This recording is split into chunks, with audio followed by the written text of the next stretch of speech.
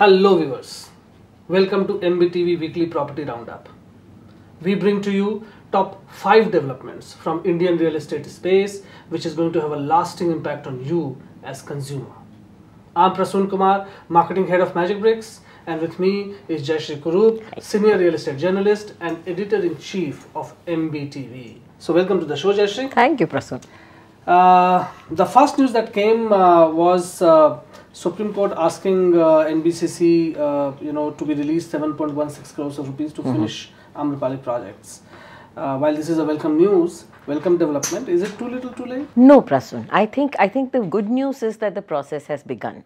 And it's begun not only with a court order, it's also begun with release of funds. In fact, last week, the buyers of Amrapali went with their lawyer, Lahoti, and they went to the Supreme Court and they asked, took out from the court order and they said that these are the ways in which money can start flowing and we need you to move.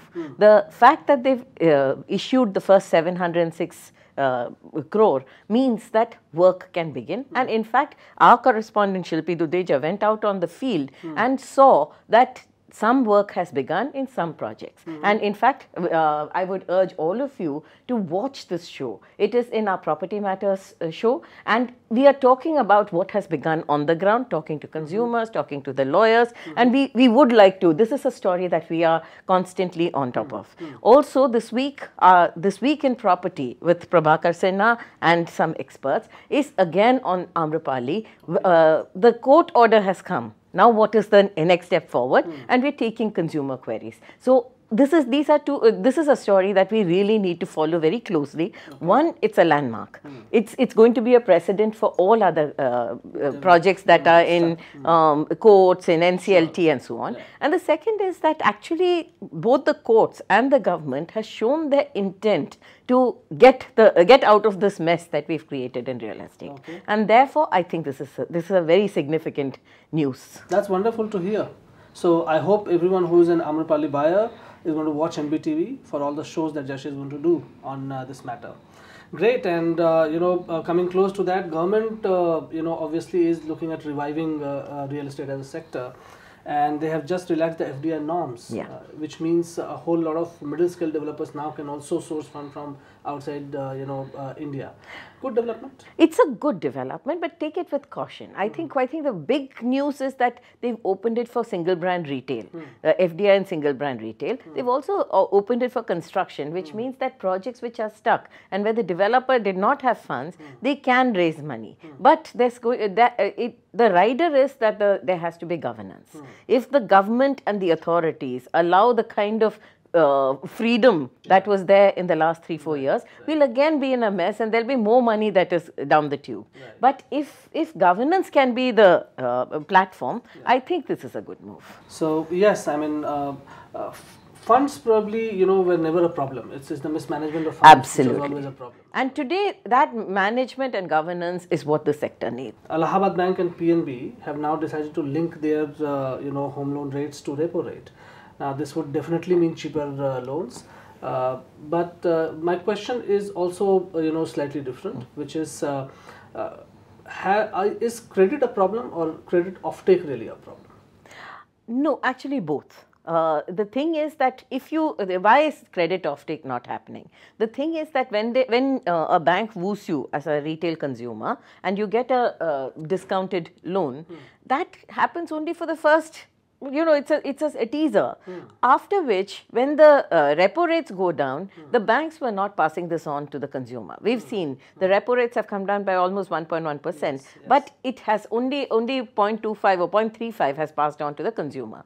Now the government was worried about it, so was the RBI, that the banks were holding the money. This repo rate correction was not for the banks, it was for the consumer. So now the thing is that when Nirmala Sitharaman, our finance minister, addressed this issue, she did mention that bank loans are going to be linked to the repo rates. So that once the RBI drops the repo rate, automatically all consumers get. Now, new consumers were not taking loans, saying that if the banks are going to give it to me for 2 years and my loan is for 10 years, it was not helping them much. Yes. Now, I believe that this will lead to a bigger offtake. We are already seeing reports of some very good offtake, at least in affordable housing segment. Yes, yes. And hopefully these kind of moves will also help, people from, MIG and, high level housing groups. From 2 to about 35 lakhs is there's a good offtake in the market, because these projects are with PMAY. They are there's a government intervention. And there's momentum for this. There's momentum, and there is a safety net that it is a mission mode project. Yes. Now moving to Chennai, a water parched city to an extent, and it was only a matter of time that this lack of water supply, would have hit consumer sentiments, or asking consumers to look for, projects where water supply or water availability was not a problem. And so now developers have taken it up as a new selling point, USP. Rather sad development, isn't it? Yes, but you see, the ones who are, this happened a few years ago when North Bangalore was developing, and I saw companies like Godrej announcing that there is water supply here. Now, the very fact that you call out that I have water supply means some others don't have water supply, right? The same thing happened in Chennai. But I'm very, very positive about Chennai, and I'll tell you why. Some years ago, this would be in the late 1990s, the seawater had come into the city, and there was a seawater influx, which meant that even if you dug a borewell, you were getting seawater, salty water, not sweet water. That time Jayalalitha was the chief minister, and she did make draconian measures to make sure that water harvesting was done. A city that gets so much, it's on the seaside, gets so much precipitation, she made sure that water harvesting was done, and that city's water level rose. So it's a city that likes to follow the rules. The fact is that its politicians don't like to make the rules. Now, because this has happened, and they are saying that grey water, where is this water coming from? Grey water recycling, and it's a very intelligent populace there. So once the developers pick it up as a norm, I believe that they will find their own solutions very fast. And in Kolkata, the civic body has decided to not tweak the FAR rule to allow a construction of an extra floor. We have often seen this leads to unplanned development, isn't it? Absolutely. Look at what's happening in Haryana, whether it is in Gurgaon, whether it's in Faridabad, across Haryana, you're seeing this problem. They allowed a 4th floor, and suddenly there's rampant overbuilding. Remember, that does not come under RERA. So there is again a lack of governance at the execution level, and I'm not sure that Kolkata is known for its governance at the base level. So I believe that if you don't take care, what will happen is a good, well-functioning city can become crowded and very poorly managed if you allow overbuilding, and I'm not in favor of this. I think that if you do this, and again I come back to that one instance I keep saying, when I traveled some years ago to the US and I was meeting with the city authorities of San Jose, Cisco was their largest their tenant, client, and they wanted to create one new building. But Cisco refused that, saying that our city does not have the capacity to carry one more building. One building means 50,000 people, so many cars, so many informal jobs. So what they did was they told them to hang on. They augmented their services, and then they allowed Cisco to build it. Now, we are very far away from that. Right. I think if we do that, if we augment the services and then allow more building, that would make the cities. We have often seen infrastructure following development here. So yes, and infrastructure always has to lead development.